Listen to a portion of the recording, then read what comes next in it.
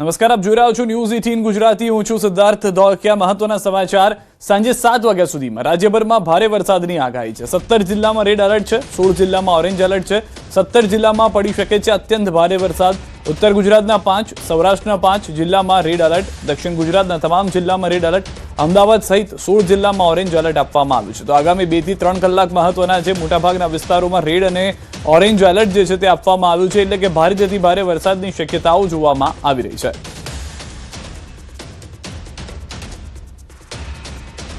તો 8 કલાકમાં 57 તાલુકામાં મેઘરાજા મહેરબાન થયા છે. સૌથી વધુ વાપીમાં 3.5 ઇંચ વરસાદ ખાબક્યો છે. નાના પોંઢા અને પારડીમાં 3 ઇંચ વરસાદ, ઉમરગામ કપરાડામાં 2.5 ઇંચ વરસાદ, વલસાડ, ડાંગ, ધરમપુરમાં 2 ઇંચ જેટલો વરસાદ ખાબક્યો છે. 7 તાલુકામાં 1 થી 1.5 ઇંચ જેટલો વરસાદ ખાબક્યો હોવાની હાલમાં જાણકારી મળી રહી છે.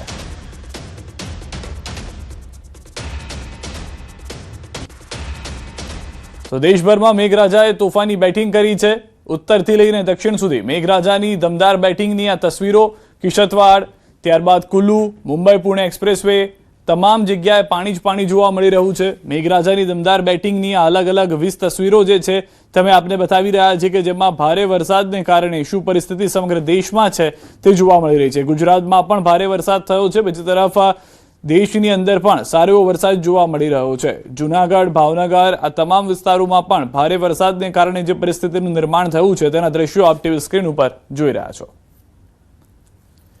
તો આ 20 તસવીરો અલગ અલગ કે જેની અંદર એ પરિસ્થિતિ સ્પષ્ટ જોવા મળી રહી છે કે ચોમાસું જે છે તે આવી ગયું. ભારતભરની અંદર તબાહી છે. કેટલાક વિસ્તારોમાં રાહતના સમાચાર લઈને આવ્યું, પરંતુ કેટલાક વિસ્તારોમાં જે જળ પ્રલય છે તે જોવા મળી રહ્યું છે. મેઘરાજાની દમદાર બેટિંગના અલગ અલગ દ્રશ્યો સમગ્ર દેશભરથી, ખાસ કરીને મહારાષ્ટ્રની અંદર પુણે, ગોરેગાંવ, થાણે, ભિવંડી આ તમામ જગ્યાએ ભારે વરસાદને કારણે નુકસાની પણ જોવા મળી રહી છે. બીજી તરફ રાયપુર, ઉજ્જૈન, ગારિયાબંધ આ તમામ વિસ્તારોમાં પણ સારો એવો વરસાદ જોવા મળી રહ્યો છે. લોકોનું રેસ્ક્યુ કરવું પડી રહ્યું છે. કેટલાક વિસ્તારની અંદર તો જળ જમાવની પરિસ્થિતિ છે કે લોકો કેડસમાં પાણીમાંથી પસાર થવા મજબૂર બન્યા છે. સુરતમાં સામાન્ય વરસાદમાં ખુલી ગઈ છે પ્રી મોન્સૂનની કામગીરી. પાંડેસરા બમરોલી રોડ પર કર્મયોગી અને શ્રીરામનગર વચ્ચે પાણી ભરાઈ ગયા છે. માર્ગ તળાવમાં ફેરવાઈ જતા હોવાનો સ્થાનિકોનો આક્ષેપ છે. વર્ષોથી પાણી ભરાવાની સમસ્યાનો કાયમી ઉકેલ નથી મળ્યો. સ્થાનિકોના જણાવ્યા મુજબ કોર્પોરેટર વિસ્તાર નજીક હોવા છતાં સમસ્યા યથાવત છે. એસએમસી પાસે તાત્કાલિક ડ્રેનેજ વ્યવસ્થાની માંગ કરવામાં આવી છે.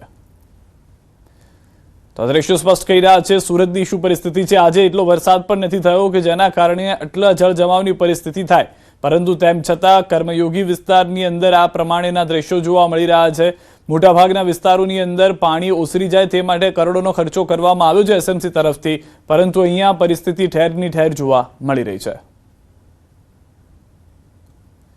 તો વરસાદમાં આ કર્મયોગી અને શ્રીરામનગર વચ્ચે પાણી ભરાયેલાના દ્રશ્યો અમે આપને બતાવી રહ્યા છે. બાળકો જે છે તે શાળાએથી પરત ફર્યા હતા ત્યારે ઢીચણસમાં પાણીમાંથી પસાર થવું પડી રહ્યું હતું. સ્થાનિકો ખુદ મહેનત કરી રહ્યા હતા. સુરતમાં મેઘરાજાની જે સટાસટી છે તેના કારણે જળ જમાવની પણ પરિસ્થિતિ જોવા મળી રહી છે.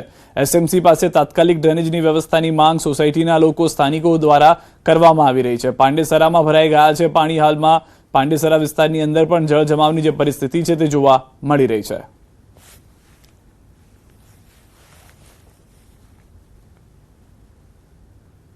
સુરતમાં બપોર બાદ શરૂ થયેલા વરસાદે સુરતને પાણી પાણી કરી દીધું છે. સુરતના કતારગામ વિસ્તારમાં મુખ્ય માર્ગો પર ભરાયા છે પાણી.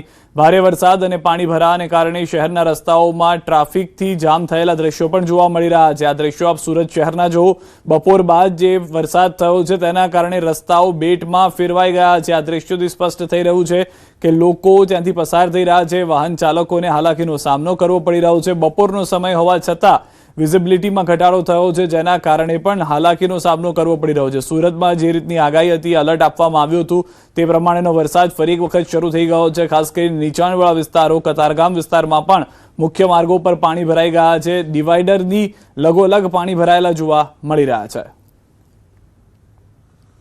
હવામાન વિભાગની આગાહી વચ્ચે સુરત સહિત દક્ષિણ ગુજરાતમાં બપોર બાદ ધીરી ગતિએ શરૂ થયેલા વરસાદે ધમાકેદાર એન્ટ્રી કરી છે. કાળા ડિબાંગ વાદળો વચ્ચે વીજળીની ગાજવીજ સાથે શરૂ થયેલા વરસાદ ધીરે ધીરે પોતાની ગતિ વધારી રહ્યો છે. ખાસ કરીને જે પ્રકારે હવામાન વિભાગ દ્વારા રેડ એલર્ટ આપવામાં આવ્યું છે કહી શકાય તંત્રને એલર્ટ મોડ પર મૂકવામાં આવ્યા છે. તમામ અધિકારીઓની રજા રદ કરી દેવામાં આવી છે. સતત વરસાદ ઉપર મોનિટરિંગ કરવામાં આવી રહ્યું છે અને જે રીતે વરસાદ પોતાની ગતિ ધીરે ધીરે વધારી રહ્યું છે તેને લઈને સુરતના નીચાણવાળા વિસ્તારોમાં પાણી ભરાવાની શરૂઆત થઈ ચૂકી છે. ખાસ કરીને ઉધના હોય, પાંડેસરા હોય, વરાછા હોય કે પછી સરથાના વિસ્તારોમાં પાણી ભરાવાની સમસ્યાઓ સામે આવી રહી છે, જેને લઈને મહાનગરપાલિકાની અલગ અલગ ટીમો દ્વારા પાણીનો નિકાલ થાય તે પ્રકારની કાર્યવાહી. તો ભારે વરસાદને કારણે અલગ અલગ વિસ્તારની અંદરના દ્રશ્યો આપ જોઈ રહ્યા છો કે જ્યાં આગળ જળ જમાવની સ્થિતિ છે તે સુરતની અંદર જોવા મળી રહી છે. બપોર બાદ આ ધોધમાર વરસાદ શરૂ થયો હોવાની જાણકારી મળી રહી છે. વાદળો કે જે હજી પણ વધુ ઘેરાતા જાય છે, જેનાથી પણ સ્પષ્ટ થઈ રહ્યું છે કે હજુ વધુ વરસાદની શક્યતા જે વ્યક્ત કરવામાં આવી છે તે પણ જોવા મળી શકે છે. વીજળીના કડાકા સાથે આ વરસાદ થઈ રહ્યો છે અને સ્થાનિકોને જે ઢીચણસમાં પાણી છે તેમાંથી પસાર થઈને નીકળવું પડી રહ્યું છે. વાહન ચાલકોને પણ હાલાકી થઈ રહી છે, કારણ કે રસ્તા દેખાતા નથી. એટલું પાણી આવી ગયું છે કે ડિવાઈડર જે હતો તે પણ હતો ન હતો થઈ ગયો છે. લોકો વિઝિબિલિટી ઘટાડાને કારણે પણ હાલાકીનો સામનો કરી રહ્યા છે. તો ભારે વરસાદને કારણે મુંબઈ રેલ વ્યવહાર જે છે તે ઠપ થઈ ગયો છે. પાલઘર નજીક ટ્રેક પર પાણી ભરાતા કર્ણાવતી અને જોધપુર બાંદ્રા એક્સપ્રેસ જેવી મુખ્ય ટ્રેનોને વલસાડ વાપીથી જ પરત અમદાવાદ ફેરવાઈ છે. મહારાષ્ટ્ર અને ગુજરાતમાં મેઘરાજાના રૌદ્ર સ્વરૂપ વચ્ચે 3 જિલ્લા અને 2 કેન્દ્રશાસિત પ્રદેશોમાં અત્યંત ભારે વરસાદની ચેતવણી જાહેર કરવામાં આવી છે. તો જે ટ્રેન આગળ જવાની હતી તેને વાપી વલસાડથી જ પરત અમદાવાદ મોકલી દેવામાં આવી છે, કારણ કે એટલું પાણી ભરાઈ ગયું છે કે જેના કારણે ટ્રેન ટ્રેક પર આગળ જઈ શકે તે પરિસ્થિતિમાં જ નથી.